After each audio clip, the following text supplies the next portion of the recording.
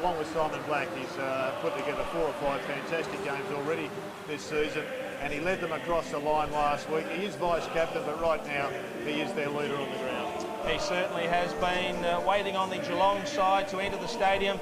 It's been an interesting week for them after so much was promised. Talk of a new game plan. They had a very disappointing year last year. Long kicking. They were the #1 ranked team last week.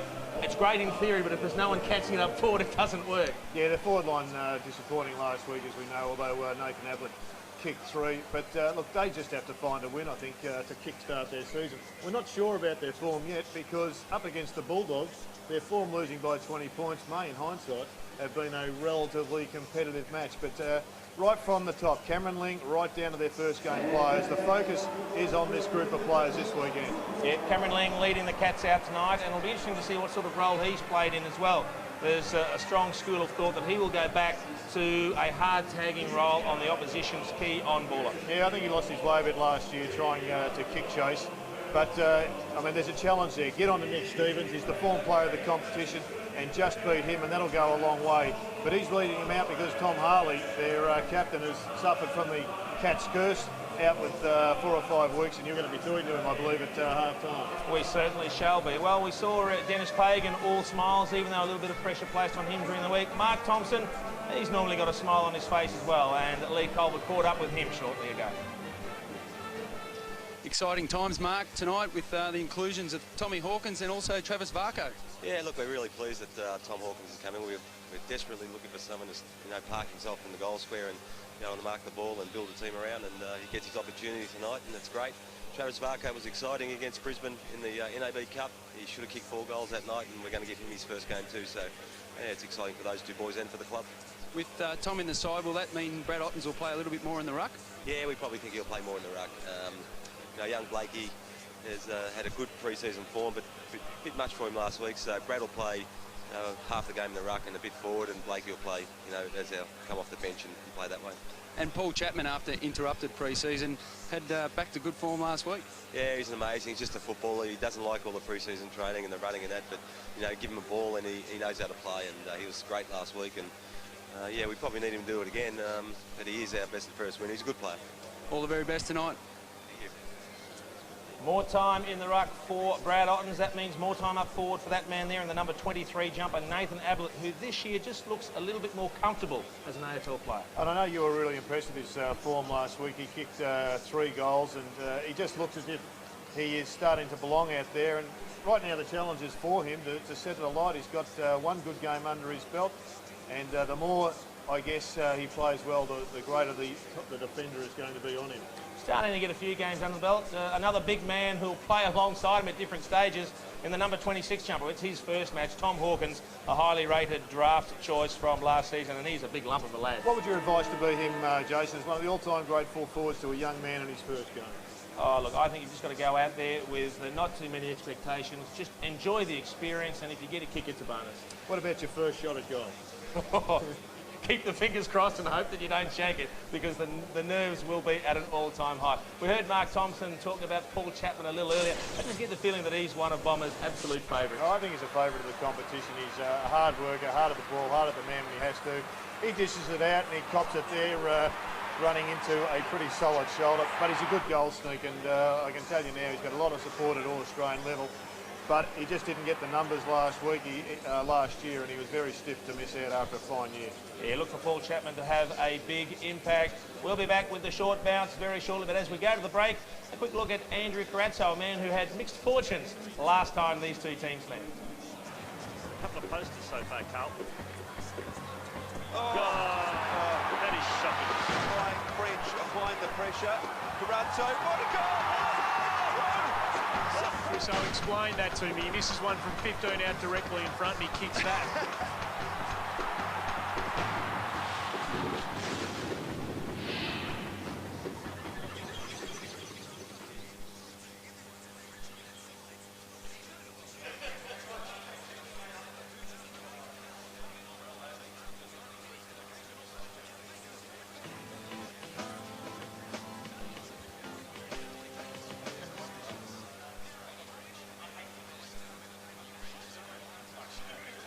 camera 7 hand mic. 1 2 1 2 1 2. Rod was sitting there.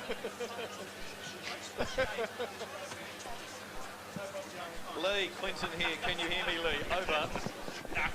Yes, mate, got you. 1 2 Loud, 3. clear. All right, what do you want to talk about, mate? I'm going to talk about the roof obviously being closed, hard and fast track.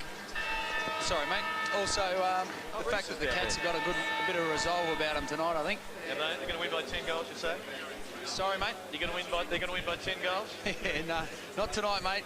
It's not Darwin revisited. That's why you want to talk about the roof, isn't it? What's that?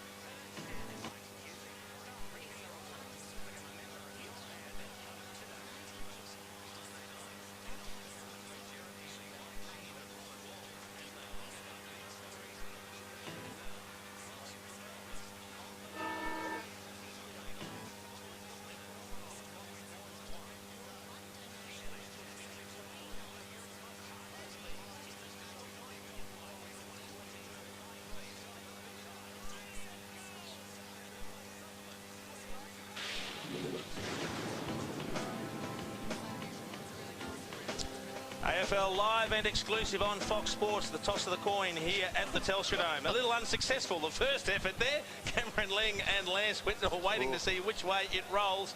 And the toss has been won after a long look by Cameron Ling, who will kick to the Lockett end of the ground. And one of the best in the business calling all the action tonight on Fox Sports.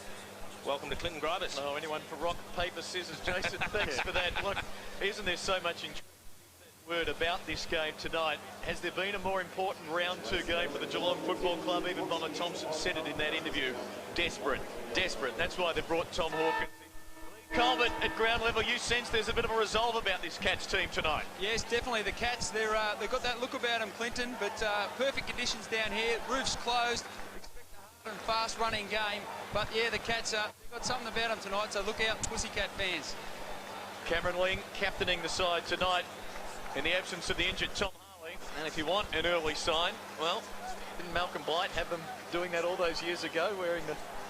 Yes, he did. He had lots of tricks. Look, I think one of the big questions as we have a look at this bonding and last-minute prep up by the boys is where the captain of the Blues is going to line up. And by his company there, it would look as if he's going to be a deep forward for the Blues. So he will not be down back. He'll be right near the big sticks, and he'll be desperate to get his hands on the footy early in the piece. And you got your wish, Jared, with Jared Waite going down into defence.